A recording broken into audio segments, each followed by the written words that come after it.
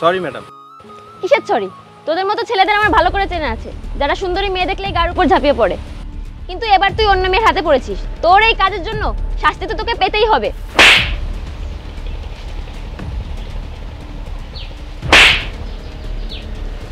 Madam, হাত আমারও আছে, থাপ্পড় আমিও মারতে পারি, সেটা তো আপনি দেখেছেন। আর দোষ আমার ছিল না, আপনি গায়ে পড়ে আমাকে ধাক্কা দিয়েছেন। আপনি মোবাইল দেখতে দেখতে যাচ্ছিলেন রাস্তা দিয়ে।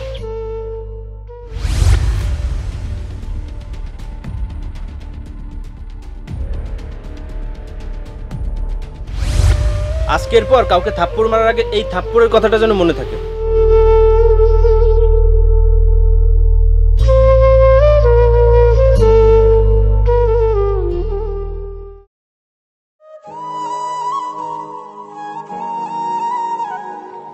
ভাই, তোর বাইকের চাবিটা দিবি? একটু সামনে যাব। কি বাইক লাগবে? তুই কি বাইক চালাতে পারিস? এই, তোর কোনো যোগ্যতা আছে বাইক চালানোর? তুই তো সাইকেলে ঠিকঠাক চালাতে পারিস না, আর তুই চালাবি বাইক? শালা ভিখারি কোথাকার। বাইক দিবি না ঠিক আছে, তো অপমান করছিস কেন? আমার রাগ দেখাচ্ছে। আমার কথায় যদি তোর অপমান বোধ হয় তাহলে তোর ভাইকে বল না একটা বাইক কিনে দিতে। আমার কাছে ভিক্ষা চাস কেন? আচ্ছা, এই কথা তো আমি এক্ষুনি যে ভাইয়াকে বলছি। আমি নতুন বাইক নিব, তারপর তোর সামনে আসবো, দেখে নিস। আরে যা যা, এখানে যেন আর বাইক চাইতে আসিস না, তাহলে কিন্তু তোর খবর আছে। শালা ফকির কোথাকার।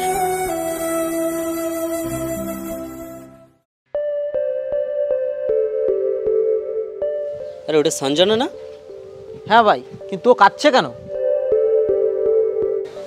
আচ্ছা, ওকে ডেকে শুনি। এ সঞ্জনা, এদিকে আয়। কিরে সঞ্জনা, তুই কাঁদছিস কেন? কি হয়েছে? কি বলবো আর, ওই যে একটা মেকানিক আছে না তোর গ্যারেজে কাজ করতো, ও তো নিজেই এখন পথের ধারে একটা গ্যারেজ দিয়েছে। আমি রাস্তা দিয়ে যাচ্ছিলাম, ও ইচ্ছা করে এসে আমাকে ধাক্কা লাগায়, আর আমি কিছু বলতে গেলে আমাকে উল্টা থাপ্পড় দিয়ে চলে যায়। কি বলছিস তুই? ওই মেকানিক তোকে থাপ্পড় মেরেছে? হ্যাঁ রে, তাছাড়া আর কি বলছি। ওই ছোট লোকটার জন্য এমনিতেই আমার মাথা গরম হয়ে আছে, আর আজ ও তোকে থাপ্পড় মেরেছে। আর ও যেদিন থেকে গ্যারেজ খুলেছে সেদিন থেকে আমার সব কাস্টমার কমে গেছে। এখন দেখছি ওর সাহস আরও বেড়ে গেছে। ওর কিছু তো একটা ব্যবস্থা করতেই হবে। দিন দিন ও মাথায় উঠে যাচ্ছে, আমি ওকে ছাড়বো না। সত্যি কথা বলেছিস ভাই, ওর জন্য দিন দিন তোর গ্যারেজের কাস্টমার কমে যাচ্ছে। আর আজ তো ও সঞ্জনাকে থাপ্পড় মেরেছে, ওর সাহস দিন দিন বেড়ে যাচ্ছে। ওর একটা ব্যবস্থা না করলে ওর সাহস আরও বেড়ে যাবে। তুই সত্যি কথাই বলেছিস, আজ ওর একটা ব্যবস্থা করতেই হবে। চল সবাই।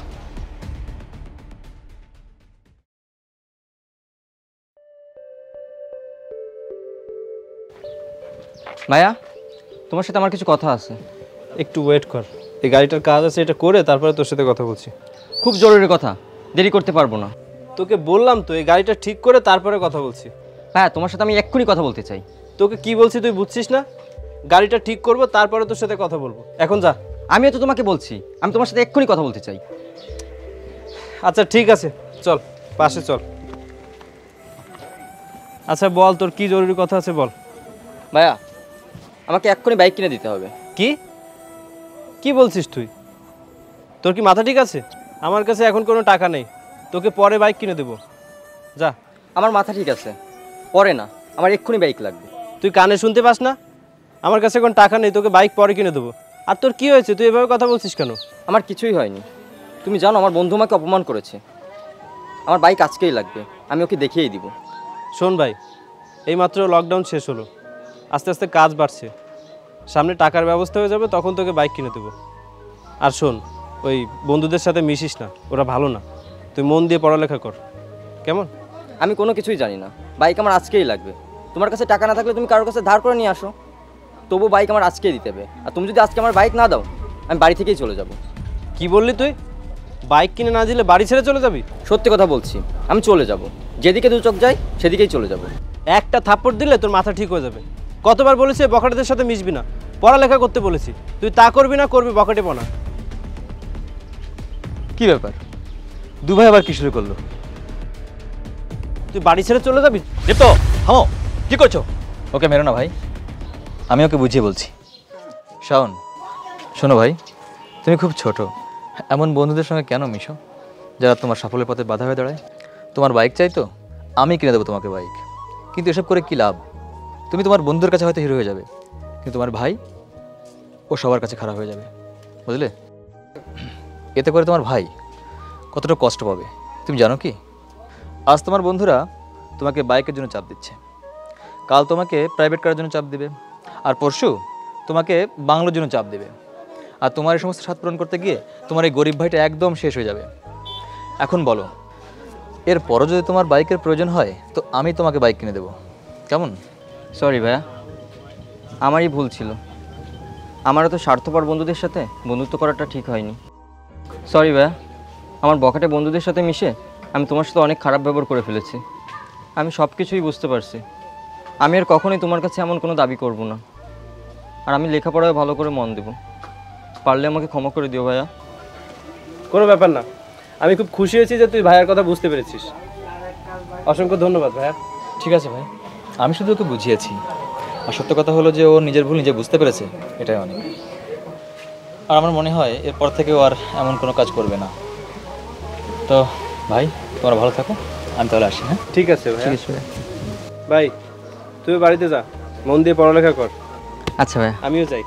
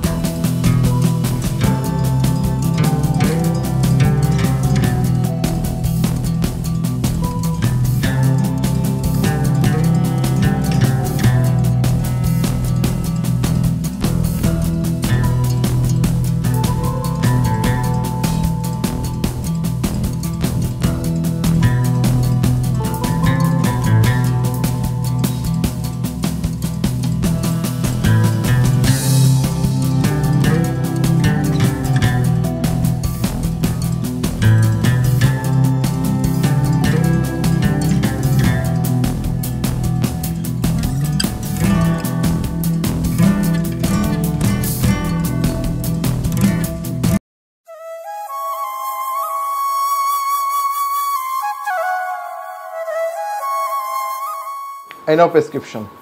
কিছুক্ষণের ভিতরে জ্ঞান ফিরে আসবে। এখানে যাবতীয় ওষুধ ইঞ্জেকশন দিয়ে দিয়েছি, এগুলো আনার ব্যবস্থা করো। ও হ্যাঁ, 6 ঘন্টার ভিতরে ইঞ্জেকশনটা দিতে হবে, আদারওয়াইজ পেশেন্টের তোমার স্মৃতিশক্তি লস করতে পারে অথবা মৃত্যুও হতে পারে। So be careful. ইঞ্জেকশনটা আনো, এনে আমাকে ফোন দাও, আমি এসে ইঞ্জেকশন দিয়ে যাব। আর হ্যাঁ, ইঞ্জেকশনের দাম কিন্তু 10,000 টাকা। সো তোমরা ওটা এনে আমাকে ফোন দাও। ঠিক আছে ডাক্তার সাহেব। ভাই শাওন, ভাইয়াকে ইঞ্জেকশন না দিলে তো অনেক বড় ক্ষতি হয়ে যাবে। হ্যাঁ ভাই, অনেক বড় ক্ষতি হয়ে যাবে। ভাই তোর কাছে কি এত টাকা আছে? আমার কাছে তো এত টাকা নাই, আর ভাইয়ার কাছে বড় জোর 500 থেকে 1000 টাকা হবে। তাহলে এত টাকা জোগাড় করবি কিভাবে? একজন আছে, ভাইয়া আগে যে গ্যারেজে কাজ করতো সেই গ্যারেজের মালিক প্রীতম সাহেব। ওনার কাছে গেলে যদি আমাদের সাহায্য করে। হ্যাঁ, তুই সত্যি কথা বলছিস, উনি আমাদের হেল্প করতে পারেন। তাহলে এক্ষুনি চল। ওকে চল।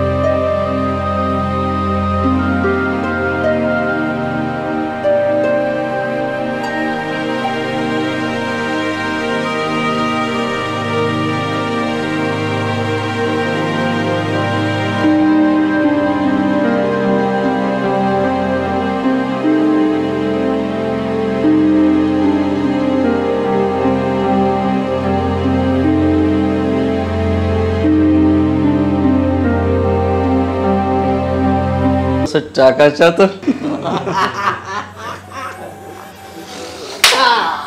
কিন্তু স্যার, কিন্তু কিন্তু কি, টাকা নিতে গেলে তোকে কুকুর হতেই হবে। ঘেউ ঘেউ ঘেউ। স্যার, এবার আমাকে টাকা দিন। ভাই আমি কিন্তু মজা পাচ্ছি না। ঠিক রে, মজা পাচ্ছি না। শোন, টাকা যদি নিতে হয় তাহলে ঘেউ করে বল যে আমার নেমুখারাম ভাইয়ের জন্য টাকা দেন। স্যার, আমার নেমুখারাম ভাইয়ের জন্য টাকা দিন স্যার, না হলে আমার ভাইটা বাঁচবে না স্যার।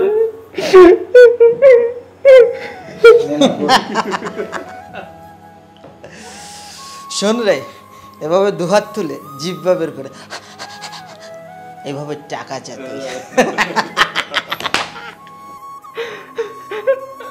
স্যার, আমার নেমুখারাম ভাইয়ের জন্য টাকা দিন স্যার।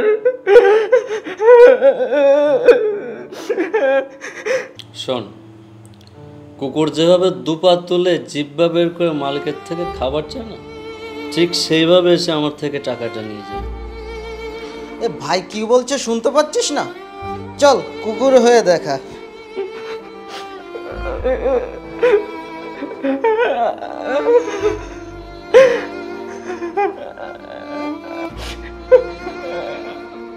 এনে টাকা, তোর ভাইয়ের চিকিৎসা করা। আর শোন, সময় মতো টাকাটা ফেরত দিবে। যা।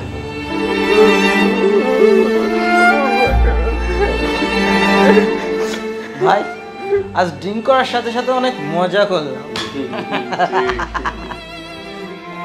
ধন্যবাদ স্যার।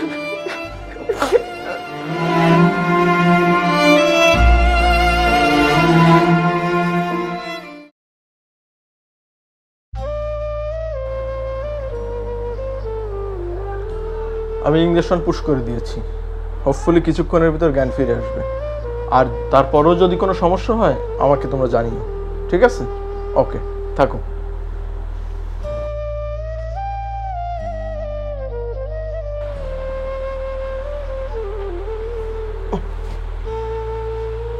শাওন ভাইয়া,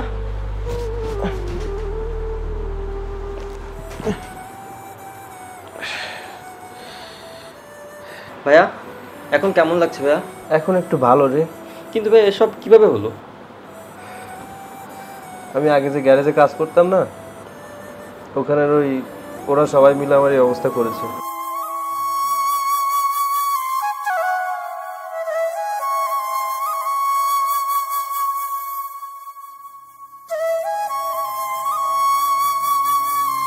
তুই সাবধানে থাকিস, তোকে নিয়ে আমার বড় চিন্তা রে।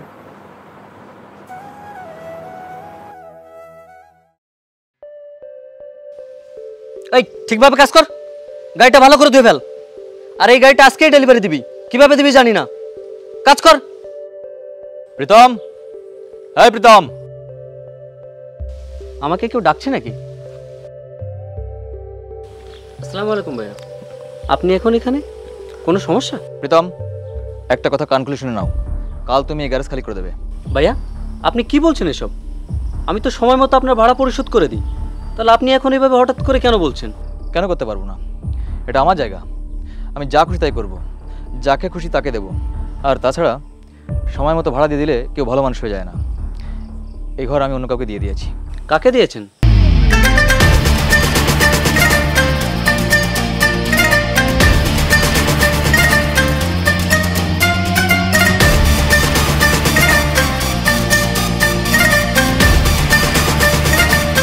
নেমুখারাম, তুই এখানে? হ্যাঁ আমি। কি অবাক লাগছে না আমি কেন এখানে?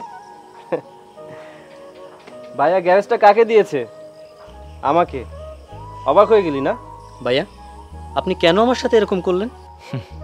আমি কেন এরকম করলাম? তাহলে তোমাকে একটা গল্প শোনাই, মাত্র কিছুদিন আগের কথা। ভাইয়া আমাদের গাড়িটা এখন আসছে না কেন? তুই কি ড্রাইভারকে ফোন করেছিলি? হ্যাঁ করেছিলাম তো।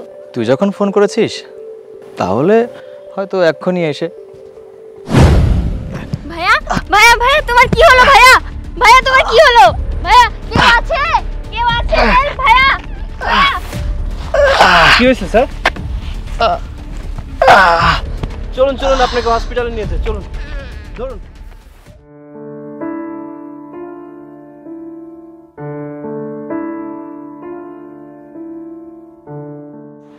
শাওন, কি হয়েছে তোর? তুই আজও খাবার খাসনি? তোকে ভাইয়া বলেছে না শরীরের যত্ন নিতে? তোকে এভাবে বললে হবে না, তোকে ভাইয়ার কাছেই নিয়ে যেতে হবে। চল আমার সাথে।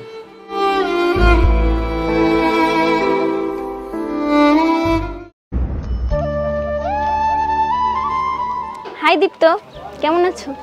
জি ম্যাডাম, ভালো আছি। ভাইয়া কেমন আছেন? হ্যাঁ, ভাইয়া ভালো আছে। আমার ভাইয়ের জীবন বাঁচানোর জন্য তোমাকে অসংখ্য ধন্যবাদ। আর সেদিনের ঘটনার জন্য আমি ক্ষমা চাইছি। আসলে আমি বুঝতে পারিনি প্রীতম তোমাকে এইভাবে মারবে। তুমি পারলে আমাকে ক্ষমা করে দিও। ঠিক আছে, ক্ষমা চাইতে হবে না। আপনি যে নিজের ভুল বুঝতে পেরেছেন এটাই অনেক। আর যেটা হয়েছে সেটা তো আর বদলানো সম্ভব নয়। ভাইয়া, শাওন আজও খাবার খায়নি। আজও খাবার খায়নি? কেন রে, কি হয়েছে ভাই তোর? তুই খাচ্ছিস না কেন? আর তুই মন মরা হয়ে থাকিস কেন রে? কি হয়েছে তোমার ভাইয়ের? জানি না, আমার এই অ্যাক্সিডেন্টের পর থেকে না কারোর সাথে কথা বলছে না খাচ্ছে। কি হয়েছে ভাই তোর বল তো? ভাই আমি বলছি ওর কি হয়েছে।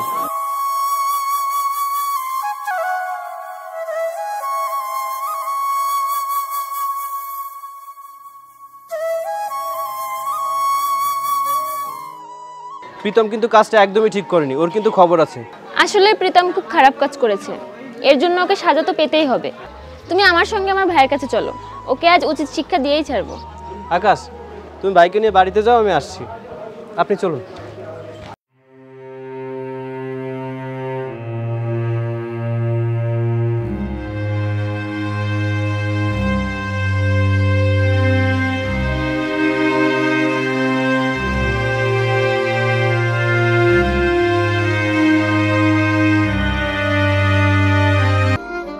আসলে প্রীতম খুবই খারাপ কাজ করেছে, শাস্তি তোকে পেতেই হবে।